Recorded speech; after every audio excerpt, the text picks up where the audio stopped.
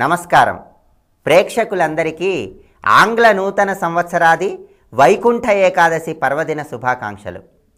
వైకుంఠ ఏకాదశి పర్వదినం సందర్భంగా శ్రీ మహావిష్ణువుని కొన్ని ప్రత్యేకమైన విధి విధానాలతో అర్చన చేయటం ద్వారా, విష్ణుమూర్తికి సంబంధించినటువంటి మంత్రాన్ని జపం చేసుకోవటం ద్వారా విష్ణుమూర్తి యొక్క అనుగ్రహాన్ని సులభంగా పొందవచ్చు. ఈరోజు ప్రతి ఒక్కరూ కూడా విష్ణుమూర్తి యొక్క అనుగ్రహం కోసం తెలుపు రంగులో కానీ పసుపు రంగులో కానీ ఉన్నటువంటి పట్టు వస్త్రాలను ధరించి శ్రీ మహావిష్ణువుని తులసి దళాలతో జాజి పూలతో అర్చన చేయాలి. అదేవిధంగా శ్రీ మహావిష్ణువు యొక్క అనుగ్రహాన్ని సులభంగా పొందటం కోసం శ్రీ మహావిష్ణువు యొక్క చిత్రపటం ముందు 2 ఎర్రటి ప్రమిదలను ఉంచి ఒక్కొక్క ప్రమిదలో 5 ఒత్తులు వేసి కొబ్బరి నూనెతో దీపారాధన చేయాలి. మీరు దీపారాధనకు ఉపయోగించేటటువంటి ఒత్తులు ఈరోజు తామర కాడతో తయారైనటువంటి ఒత్తులను ఉపయోగించినట్లయితే విష్ణుమూర్తి యొక్క అనుగ్రహాన్ని చాలా సులభంగా పొందవచ్చు. ఆ విధంగా దీపారాధన చేసిన తర్వాత విష్ణువుని అర్చన చేస్తూ విష్ణువు ప్రీతి కోసం ఒక శ్లోకాన్ని జపించుకోవాలి. ఒక మంత్రాన్ని 108 సార్లు పారాయణ చేయాలి. ఆ శ్లోకం ఏంటో, ఆ మంత్రం ఏంటో ఇప్పుడు మనం చూద్దాం.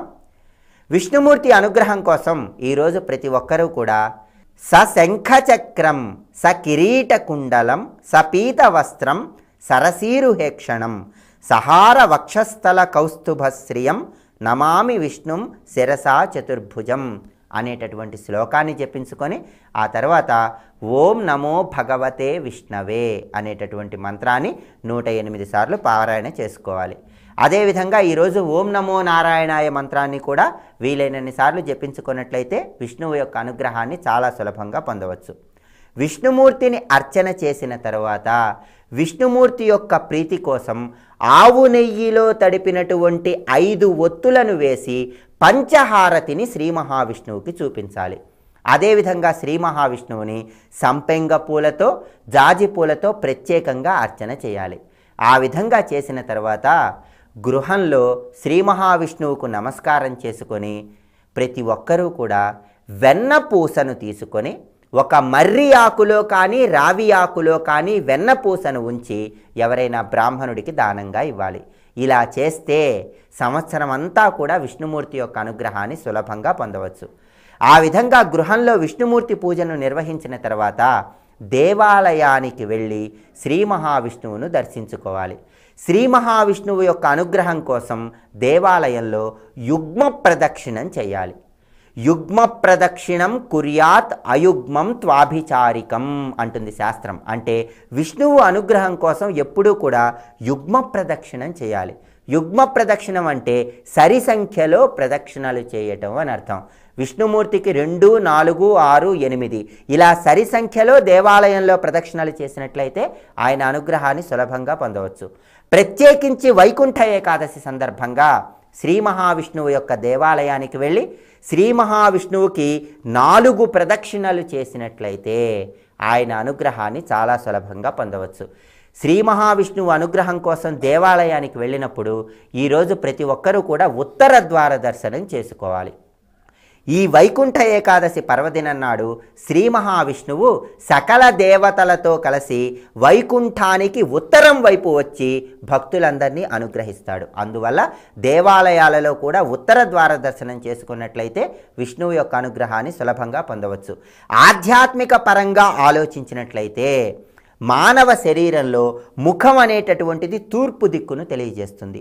ఇదిగో ఈ బ్రహ్మరంధ్రం అనేటటువంటిది ఉత్తర దిక్కును తెలియజేస్తుంది. ఈరోజు మనం వైకుంఠ ఏకాదశి సందర్భంగా ఉత్తర ద్వార దర్శనం చేసుకున్నామంటే నీ శరీరంలో ఉత్తర దిక్కైనటువంటి ఇదిగో ఈ సహస్రారంలో శ్రీ మహావిష్ణువుని దర్శించాలి అనే పరమార్థాన్ని ప్రతి ఒక్కరూ తెలుసుకోవాలి. అందువల్ల శ్రీ మహావిష్ణువుని అర్చన చేద్దాం. శ్రీ మహావిష్ణువుకు ప్రీతిపాత్రమైనటువంటి శ్లోకాన్ని మంత్రాన్ని జపించుకుందాం. సహస్రారంలో ఈ ఉత్తర దిక్కులో విష్ణువుని దర్శించగలిగే విధంగా ఆయనను ధ్యానం చేసి ఆయన అనుగ్రహానికి ప్రతి ఒక్కరము కూడా పాత్రులమవుదాం. విష్ణువు యొక్క అనుగ్రహాన్ని సులభంగా పొందటానికి వైకుంఠ ఏకాదశి సందర్భంగా ఏ శ్లోకాన్ని జపించుకోవాలో, ఏ మంత్రాన్ని పారాయణ చేయాలో ఇంకొకసారి చూద్దామా మరి. శంఖచక్రం కిరీటకుండలం పీత వస్త్రం సరసీరుహేక్షణం సహార వక్షస్థల కౌస్తుభ శ్రియం నమామి విష్ణుం శిరసా చతుర్భుజం. ఓం నమో భగవతే విష్ణవే. ఈ మంత్రాన్ని 108 సార్లు పారాయణ చేయాలి. ఓం నమో నారాయణాయ కూడా వీలైనన్ని సార్లు జపించుకోండి. విష్ణువుని ఆరాధించండి. విష్ణువు అనుగ్రహం కోసం విష్ణువుకి ప్రీతిపాత్రమైనటువంటి రీతిలో దీపాన్ని వెలిగించండి. విష్ణువు ఆలయంలో యుగ్మ ప్రదక్షిణం చేయండి. వైకుంఠ ఏకాదశి సందర్భంగా శ్రీ మహావిష్ణువు యొక్క పరిపూర్ణమైన కరుణా కటాక్ష వీక్షణాలకు పాత్రులై ఇహలోకంలో సర్వసుఖాలను పొంది పరలోక మోక్షాన్ని సిద్ధింపజేసుకోవటానికి కూడా ఆస్కారం ఉండే విధంగా విష్ణువును ఆరాధన చేయండి. ఇప్పుడు శుభదినం అనే అంశంలో ఈనాటి విశేషం ఏమిటో, ఈనాడు ముఖ్యంగా ఆచరించవలసినటువంటి విధి విధానాలు ఏమిటో పరిశీలిద్దాం. సర్వే జనాః సుఖినో భవంతు.